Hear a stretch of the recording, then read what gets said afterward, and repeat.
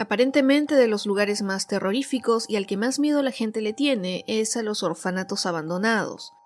Y es que las historias que ahí se cuentan sobre abusos, malos tratos e incluso crímenes contra niños desamparados son terribles, y la realidad es que se espera que en estos espacios se brinde a aquellas criaturas lo que les hace falta al no tener una familia.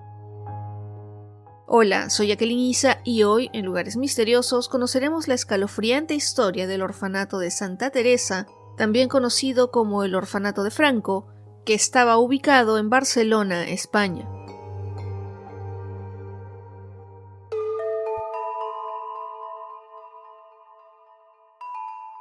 El orfanato o internado de Santa Teresa de Jesús fue inaugurado en 1960 por Antonio Iturmendi, en aquel entonces ministro de Justicia de España. Este lugar estaba administrado por monjas carmelitas teresianas desde los años 1960 hasta el 2001, y cuando terminó esta época se convirtió en una guardería municipal. En la parte izquierda vivían las niñas huérfanas y estaba bastante restringida, ya que ahí solo podían ingresar una monja y un médico. En la otra parte del orfanato había más libertad y las niñas albergadas ahí vivían con menos restricciones. En total, la institución cobijó a más de 200 niñas entre 5 a 14 años en las décadas de 1960 y 70, estando al cuidado de unas 20 monjas. Las niñas que llegaban al orfanato podían estar sufriendo por la pérdida de sus padres, pero también se recibían a aquellas que eran hijas de madres solteras, de divorciados o de quienes abusaban de sustancias tóxicas. A diferencia de otros edificios abandonados, de este no se tiene tanta información en cuanto a cómo era el edificio o cómo se dividían los pabellones de las niñas que vivían ahí. Lo que sí, en algunas páginas web se habla de que en la institución las monjas sometían a la mayoría de las niñas a castigos físicos, psicológicos y severos abusos. Algunas de las internas, muchos años después de abandonar el lugar, han contado sobre los malos tratos recibidos. En ciertos casos, las monjas encerraban a las niñas en espacios muy pequeños, entre otros castigos que han denunciado. Este edificio estuvo en pie, pero abandonado desde 2010, cuando comenzó a caer en el olvido. A pesar de que se llegaron a grabar algunas películas en las instalaciones, no se pudo o no se quiso salvar. El terreno medía unos 4.000 metros cuadrados y como equipamiento municipal no servía ni para la protección de menores, ya que reformarlo costaba demasiado. Es por eso que las autoridades determinaron que el edificio fuera demolido y el terreno se utilizara con otro fin, pero hasta lo que he podido averiguar, el espacio sigue vacío. Sin embargo, si a alguien del pueblo de Sant Llorenç Savall se le pregunta sobre el orfanato, contesta que el edificio estaba embrujado y tal vez hasta podría contar una que otra leyenda.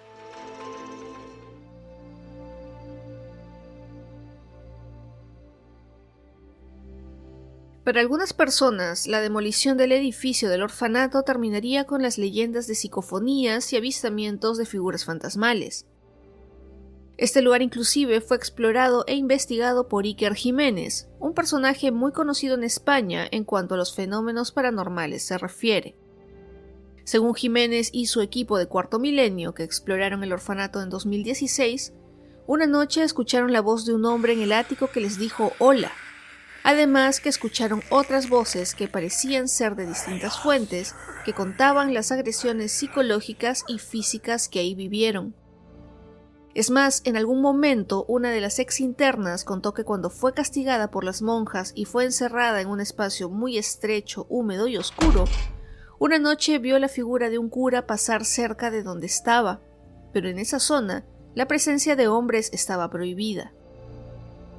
Otra de ellas contó que mientras dormía en uno de los pabellones, vio como al pie de su cama estaban 2 monjas mirándola fijamente, pero que cuando se levantó de la cama, éstas habían desaparecido.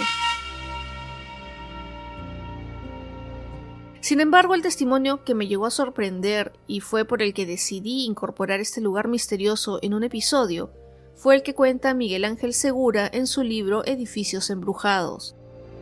En este cuenta cómo una investigación paranormal a este lugar terminó con un destape y una vuelta de tuerca de la historia que seguramente nadie veía venir.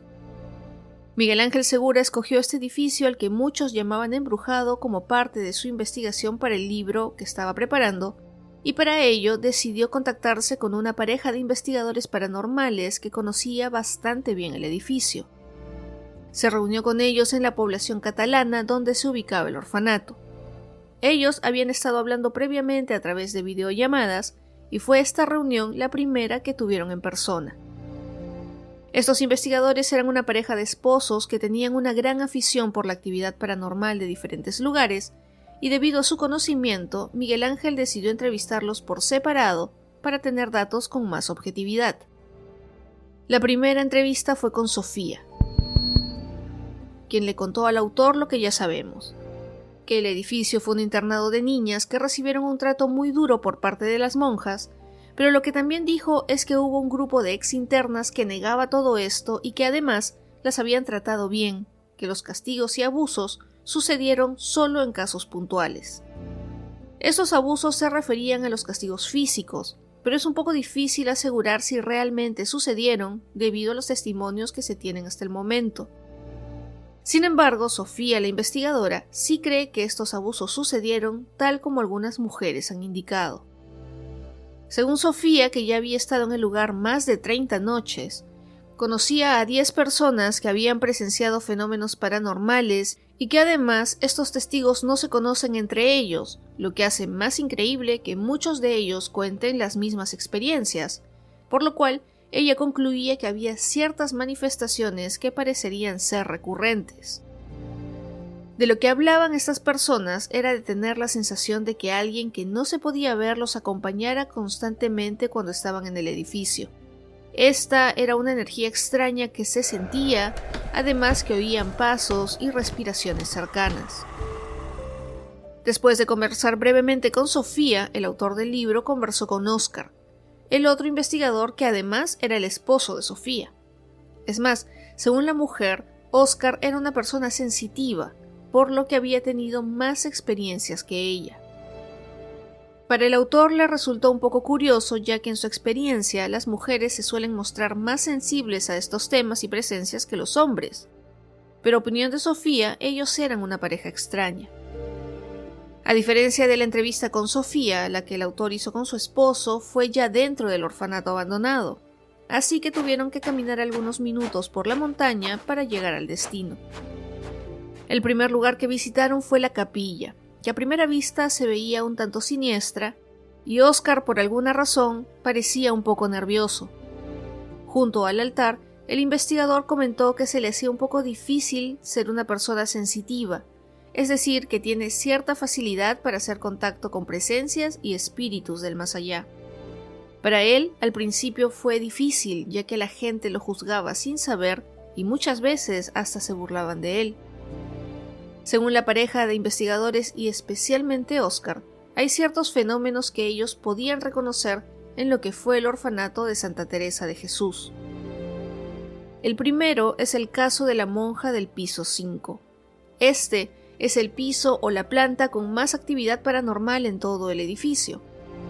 Por alguna razón que se desconoce, en los primeros pisos no suelen pasar muchas cosas, pero es en el quinto donde se concentra casi toda la actividad. Este piso, además, es el último de la construcción. En este, según las investigaciones de la pareja, habita el espíritu de una monja que aparentemente habría trabajado en el orfanato, pero su actitud es violenta y no quiere que se investigue nada de lo que pasó ahí. Durante las veces que Óscar hizo contacto con el espíritu, le dejó en claro que nadie era bienvenido en el lugar. El investigador también contó cómo una vez vio una mesa de madera que estaba en el pasillo, que salió volando con fuerza hacia él, y cuando hizo impacto, la mesa se destrozó por completo. Pero lo más interesante fue que el hombre no sintió dolor alguno, es más, ni notó el impacto en su cuerpo. Fue como si la mesa hubiera colisionado contra una pared invisible que estaba frente a él. Algo también que es conocido en el orfanato es la cantidad de sombras blancas o negras que se ven desplazándose por todo el edificio, especialmente en las plantas superiores. Para una persona sensitiva como el investigador, lo más probable es que viera por lo menos un par cada vez que entraba al edificio, que por cierto, cada día estaba peor. Estas sombras tienen formas humanas, que casi siempre parecen ser de mujeres o niñas. Según su experiencia, los investigadores creen que son personas que tuvieron alguna relación con el lugar, por lo que podrían ser monjas o las internas.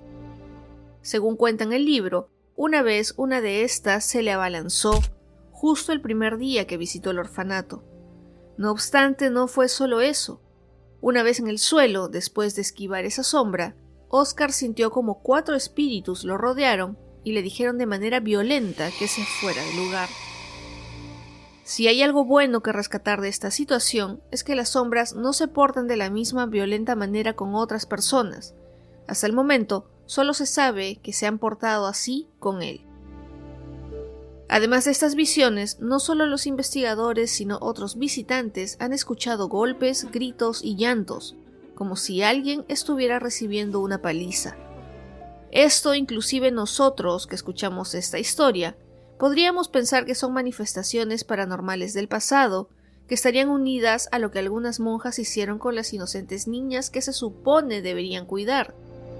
Pero a pesar de lo que Oscar sentía y escuchaba, nunca pudo hacer contacto con esos espíritus, y él cree que estos se muestran esquivos a responder sobre sus actos, pero sí quieren ser escuchados y hacerse notar.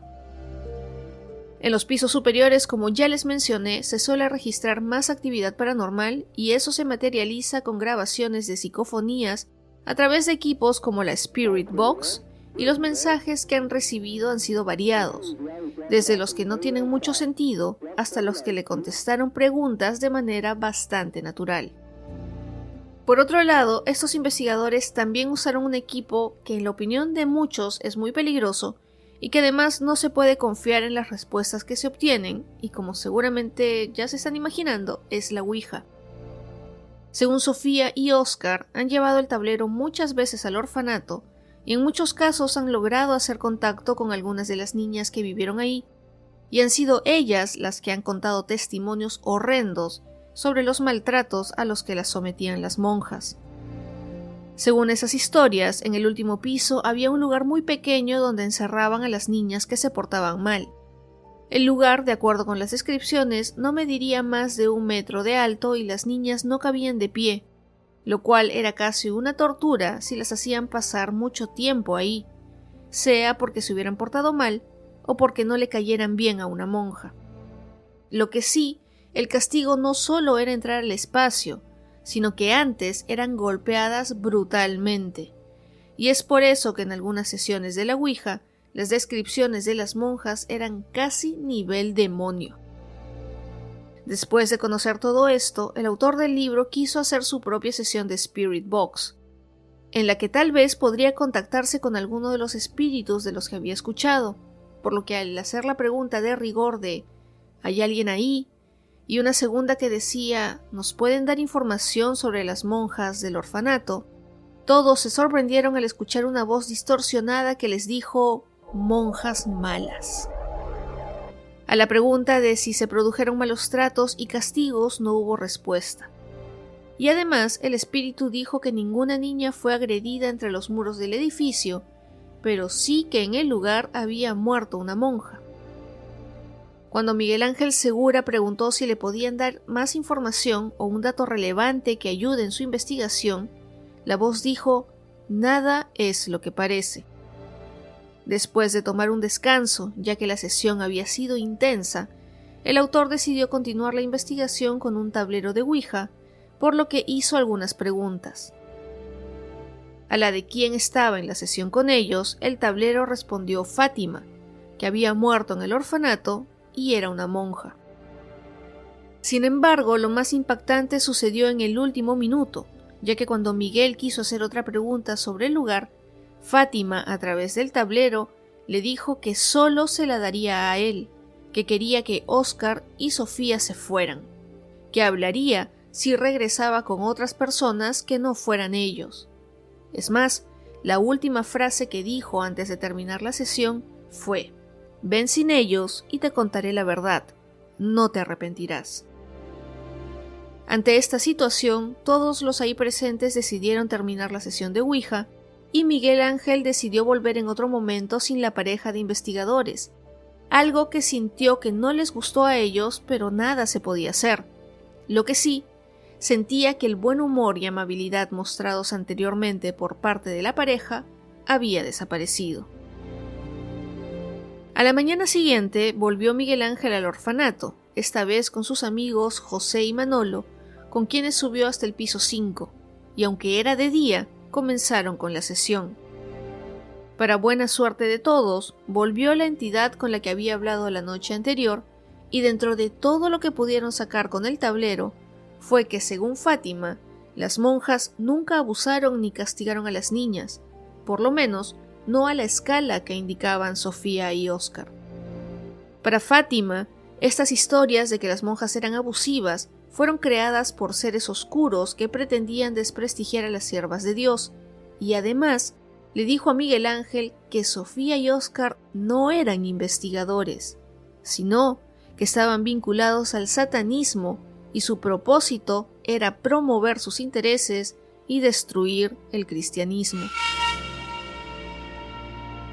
Ellos además se dedicaban a realizar rituales satánicos e invocación de demonios para traerlos al mundo, y serían esas las entidades que se manifiestan en el orfanato, haciendo creer a otros investigadores y curiosos que son espíritus de las monjas y niñas, especialmente de aquellas que habrían sido las torturadoras y las pequeñas víctimas. Después de terminar la sesión con Fátima, Miguel Ángel entendió por qué la pareja de investigadores había cambiado su trato con él la noche anterior.